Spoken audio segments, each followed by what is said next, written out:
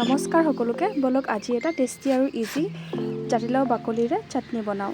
এতিয়া ধুনীয়াকৈ বাকলিখিনি ধুই কেইটামান জলকীয়া, কেইটামান নহৰু আৰু এটা পিঁয়াজ আৰু অকণমান জিৰা লৈ ধুনীয়াকৈ কাটি ল'লোঁ। এতিয়া কেৰাহীখন পাতি দি তেল অকণমান ঢালি দিলোঁ। তেলখিনি গৰম হোৱাৰ পাছত জিৰাখিনি ঢালি দিলোঁ। জিৰাখিনি অলপ ফুটি উঠাত মই নৰসিংহ পাত দি দিলোঁ।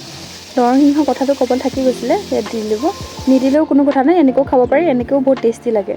এতিয়া সেইখিনি অকণমান সিজাৰ পাছত মই জলকীয়া কেইটা আৰু নহৰু কেইফুট দি দিলোঁ। এতিয়া দি দিলোঁ পিঁয়াজখিনি। এতিয়া পিঁয়াজখিনি অলপমান ভালকৈ সিজাই ল'ম।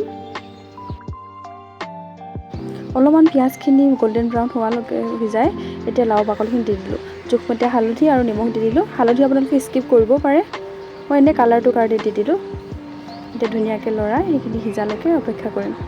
এতিয়া এইখিনি হ'লগৈ, এতিয়া মই নমাই থ'লোঁ। কেৰাহীতে ঠাণ্ডা হোৱাৰ পাছত মই এনেকৈ প্লেট এখনত উজৰাই দিলোঁ।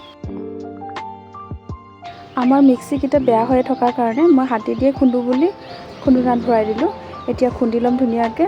খাবলৈ চাটনিটো বহুত টেষ্টি হয়। আপোনালোকে বাকলিখিনি পেলাই নিদি এনেকৈ এদিন ট্ৰাই কৰি চাব আৰু মোক কমেণ্ট কৰি জনাব কেনেকৈ পালে। মই বাটিত অজৰাব নাপাওঁতে মোৰ বিক্ৰী হ'লেই অকণমান।